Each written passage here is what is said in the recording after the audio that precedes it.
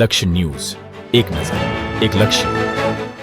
થરાદ તાલુકાના ડેલ ગામે ભારતીય જનતા પાર્ટીની ખાટલા બેઠક યોજાઈ. થરાદ તાલુકાના ડેલ ગામે ભારતીય જનતા પાર્ટીની ખાટલા બેઠક યોજાઈ હતી. આ બેઠકમાં પાર્ટીના અગ્રણીઓ તથા કાર્યકરો મોટી સંખ્યામાં હાજર રહ્યા હતા. લક્ષ્મણભાઈ, કરણભાઈ, પ્રવીણભાઈ માળી, જેતસીભાઈ સહિત નાના મોટા તમામ કાર્યકરો ઉપસ્થિત રહ્યા હતા. આ બેઠકમાં આવનારી સ્થાનિક સ્વરાજ્યની તાલુકા પંચાયત અને જિલ્લા પંચાયતની ચૂંટણીને ધ્યાનમાં રાખીને ઉમેદવાર પસંદગી અંગે ચર્ચા કરવામાં આવી હતી. સાથે જ નવનિયુક્ત મંત્રીઓ અને પ્રમુખોનો પરિચય પણ આપવામાં આવ્યો હતો. બેઠક ડેલ ગામે ગોકુળનગર દૂધ ડેરીના મંત્રી ગણેશભાઈ પટેલના નિવાસસ્થાને યોજાઈ હતી. આ બેઠક દરમિયાન આવનારી ચૂંટણીમાં ઉમેદવાર કોઈ પણ હોય, ભાજપનો વિજય થાય તે માટે તમામ કાર્યકરોને એકજૂટ રહી કાર્ય કરવા અપીલ કરવામાં આવી હતી. આ સાથે જ કાર્યકરોને સંબોધતા જણાવ્યું હતું કે કોઈ પણ નાના મોટા કામ માટે પાર્ટી અડધી રાત્રે પણ તેમના પડખે ઊભી રહેશે. અંતમાં તમામ હાજર કાર્યકરોના અભિપ્રાયો પણ લેવામાં આવ્યા હતા. અહીવાલ રાજપૂત, ભલાભાઈ વાવ, થરાદ.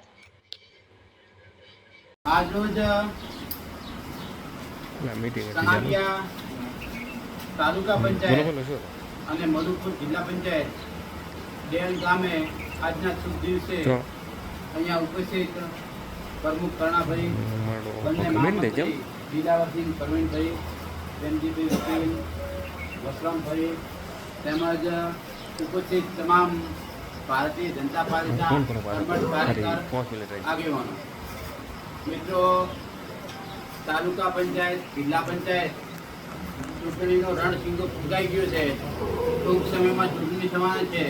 કદાચ આવતીકાલે મોદી સાહેબ આપણે અહીંયાથી ગયા પછી એકાદ બે દિવસની તાલુકા પંચાયત, જિલ્લા પંચાયતનું જાહેરનામું બહાર પડશે.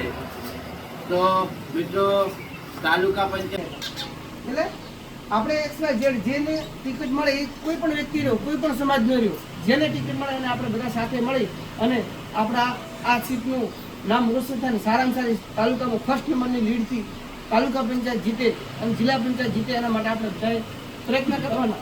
આવતીકાલે આપણે બધાને ખબર છે કે આપણા દેશના યશસ્વી વડાપ્રધાન શ્રી નરેન્દ્રભાઈ મોદી સાહેબ વધાર્યા છે.